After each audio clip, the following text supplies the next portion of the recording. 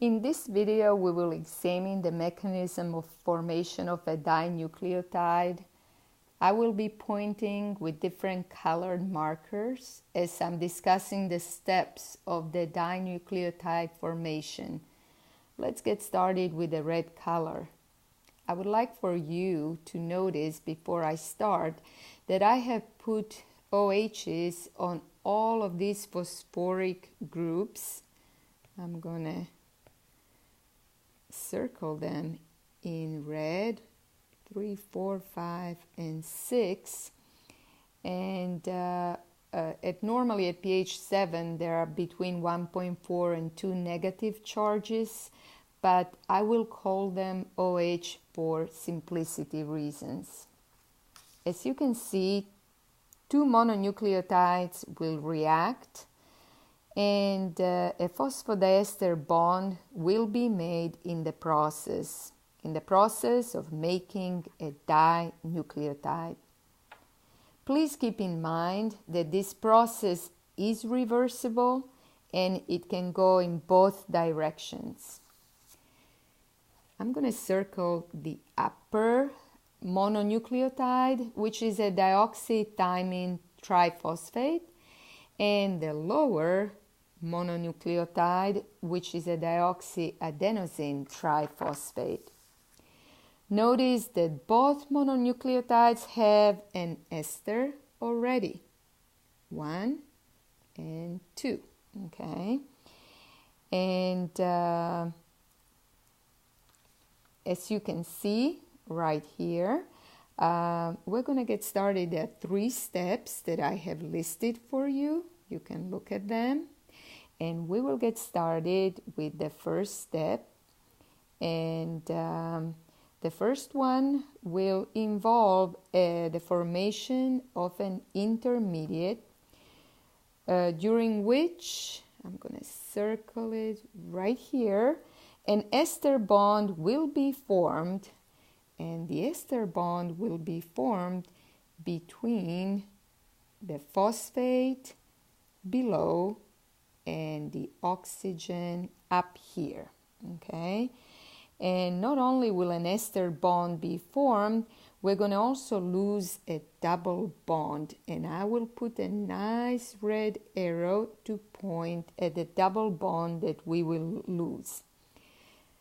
I will circle now with the blue color so you can see it better, the 3' alcohol group right here of the upper mononucleotide of the DTTP, which is, of course, a dioxynucleotide just like the DATP below.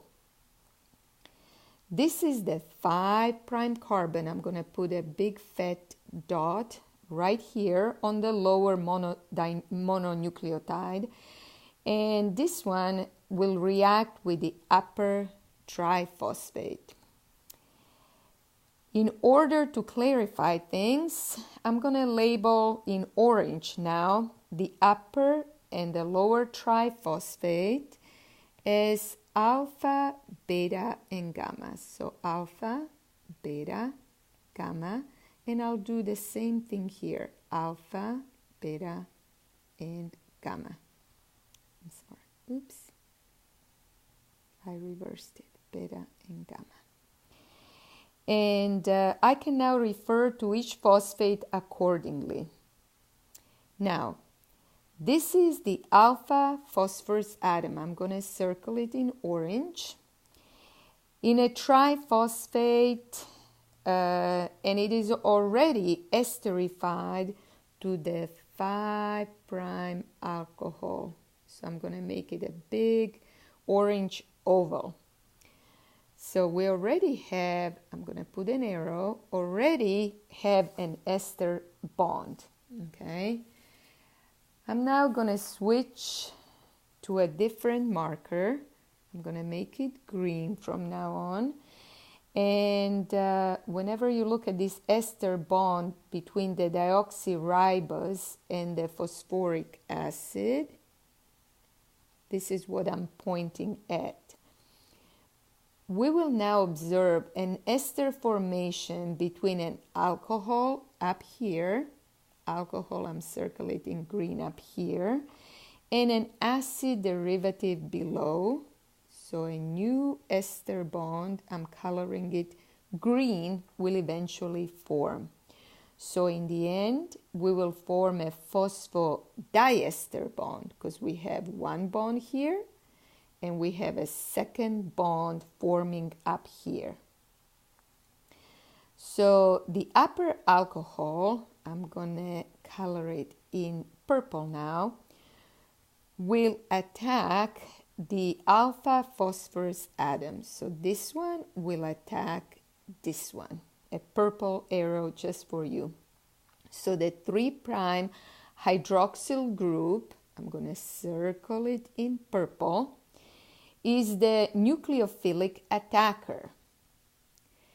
There will be now 2 electrons leaving right here, and they're going to move from the hydroxyl group, from the oxygen up here, to the alpha phosphorus group below. Right here, I made a purple arrow. The oxygen from the alcohol will form a bond with the alpha phosphorus atom below. And as I just said, the pair of electrons that have left the oxygen above, right up here, the oxygen above, now they have attacked the alpha phosphorus atom.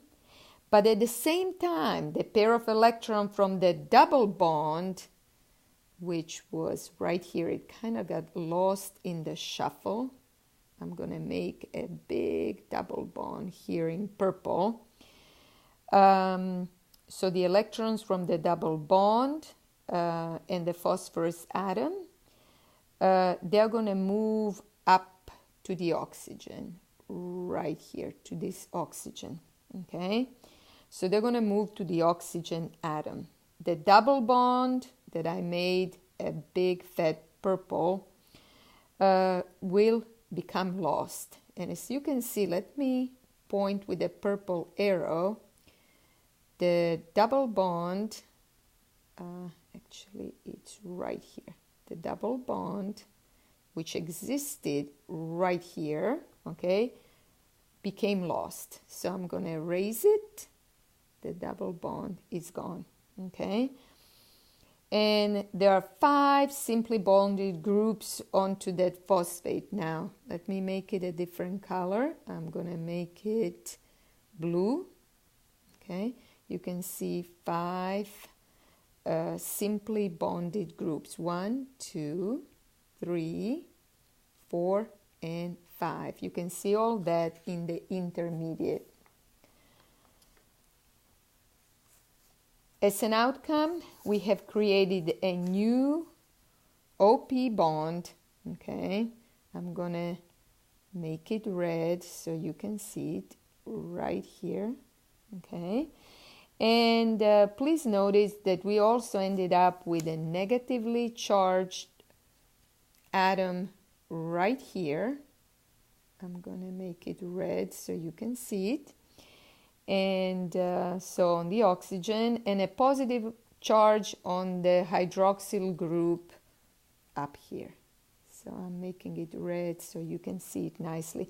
Now the next step will involve the reforming of the double bond, where I'm going to put a red arrow right here.